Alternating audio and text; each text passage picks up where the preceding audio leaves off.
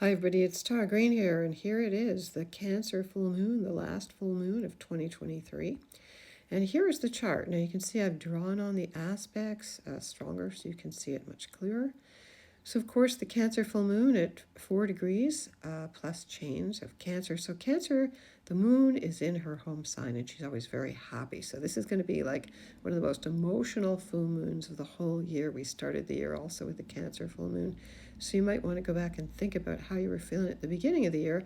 And this is the perfect time to reflect on what 2023 has brought you. All right, so you can see the aspects here, what's going on here. Okay, now I have marked out that Saturn is trining. That means it's a good positive aspect to the moon at 2 degrees of Pisces. That's conjunct to the Archangel Gabriel. So it's a great time to connect with this angel, to call it in.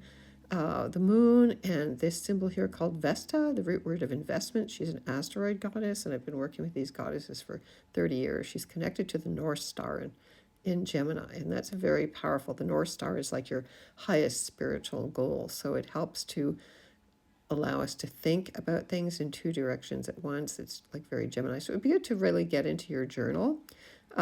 There's the sun over there at 4 degrees of Capricorn, conjunct to a star called Polis, which is actually a very positive star. There's Mercury still retrograde. So, again, we're still under the Mercury retrograde. It's back in Sag. It is here connected to the galactic center and connected to Mars. So Mars and Mercury are going to conjoin tomorrow in a kind of what they call a cazimi, actually. So it's a very powerful thing on the galactic center. So again, a very good time to invest yourself in really meditating and really focusing on bringing in the highest energy possible. Now, this chart is set for Washington, D.C., so this ascendant is not going to be the same everywhere in the world. Okay, now, so the moon in her home sign, she's ruling. She's sextile Jupiter in Taurus, and Jupiter in Taurus is exalted as well. So Jupiter is exalted in Cancer, and the moon is exalted in Taurus. So they're actually in a what they call a mutual reception here. Chiron, the wounded healer, is about to turn direct as well today after 5 months of being retrograde at 15 degrees of Aries. Now this is the most powerful degree. When planets are at 15th degree, they are at their most powerful. It's like the middle degrees. So as Chiron turns direct and stands still, all the planets, when they stop whatever direction they're moving in and station, are the most powerful. So 15 degrees of Aries, whatever you've been working on, whatever kind of healing you've been doing for the last 5 months, finally you'll start to see real results and you'll be able to really march forward. Chiron is conjunct to the North Node at 22 Aries, and the North Node is conjunct to Eris, who is Mars' sister. Now, she's known as a bloodthirsty kind of battle warrior goddess, and we can certainly see that energy being stirred up in the Middle East and with people protesting all over the world. Venus down here at 26 degrees of Scorpio. She's connected to another star called Aegina. She is trining Neptune, so that was a beautiful aspect that was exact the other day. And this wish and hope and beautiful connecting with the oneness that we all are is still in effect on this Cancer full moon. And Cancer full moon is all about family and nurturing other people and having compassion and feeling safe and secure in your own home, or really in your own emotional body. So it's a good time to look back on whatever healing you've been doing for your inner child, and also to send healing blessings to all the children in the world who are under siege. Okay, but it's a great time for dreaming. Venus trine Neptune. My dreams have been very, very powerful for the last little while. The South Node at 22 Libra is conjunct to one of the biggest stars in the sky called Spica in the constellation of Virgo. Now, this is, of course, tropical astrology. She's still one of the most powerful stars. So this is the Virgin goddess. She holds the grain of wheat. So you want to pay homage to her. Pay homage to the food you eat, the relationships you're in. It is a time of leaving past relationships behind with the South Node in Libra. And the South Node is also sextile. All these blue lines are sextiling positive lines. The South Node to Mars and Mercury.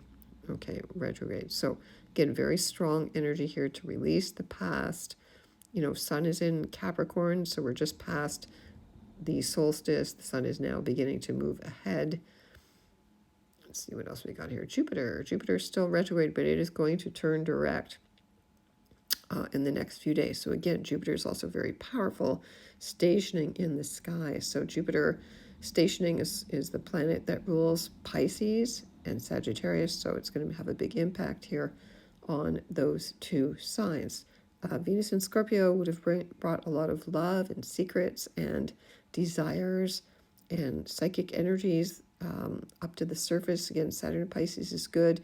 Saturn in Pisces is trining the moon. So could be very fertile, very spiritual, good time for compassion, for thinking about others. I mean, that's the true Christmas spirit, right? Let's see what else we got here. Lilith, the dark goddess, the dark feminine. She's in Virgo here, opposite Saturn. So she is the shadow, the dark feminine. She's like the death-bringing goddess, Kali. We still need to pay homage to her. She was the first woman before Eve. So a lot of women might be feeling blamed or shamed or put upon for being too perfectionist. It's in Virgo, or too meticulous, or you're feeling put upon because you've been too picky about your diet or anything like that. Don't even get your panties in a knot. Just let it all go. Go with Saturn and Pisces. Let it go. Juno, the feminine form of genius. We have Juno Awards in Canada, which is very nice. She is opposite Neptune. So Juno brings the gift of feminine genius, of multitasking, of seeing everything from many perspectives at once. And in Virgo, she gives us the ability to really focus in on that. Now, she is also trining. I didn't draw that in, but Juno is trining Uranus and Taurus. And Uranus and Taurus is also putting the cosmic cattle prod to all of the Tauruses. They need to move forward. It's opposite Venus and Scorpio. Some really unusual things might be going on at home, or deep in your psyche, or your body might be doing weird things, especially if you've eaten a bit too much over the last while. Uranus will conjunct Algol in 2024. I don't want to get into that too much because I will do a separate 2024 thing. So really, Cancer, Capricorn, Sun in Capricorn is about the world, your ambitions for the world. So it's a good time to think about now for the next few days, what are your ambitions that you want to put forward as we go into 2024. And all of the Capricorns, especially at that last day, are going to start to feel a reprieve, as Pluto moves into Aquarius January the 19th, 20th. So Pluto at the 29th degree is really, really powerful here. And Pluto is my go-to, any major soul or success transformation has to do with Pluto and Capricorn there. So Pluto is kind of widely trining Uranus as well. So things are, new technology, things are moving forward, cryptocurrency, all of that is going up because of that. Again, Juno opposite Neptune. Again, the wider your perspective, the more imagination, the more creative, the more you can think about, this Mars Mercury retrograde conjunction is really powerful because we want to examine our belief systems, our philosophies, and question them, And again, Vesta at 28 degrees of Gemini in a very powerful spot. What do you invest your thoughts and your ideas? What do you invest your mind in?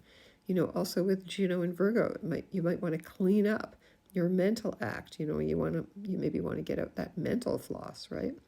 Chiron is also conjunct to a star called Alpheratz in the sky, and I do like to work with these major stars. They're very important. Polis also means the city in ancient Greek, and the word polis and polis, city, is all the same.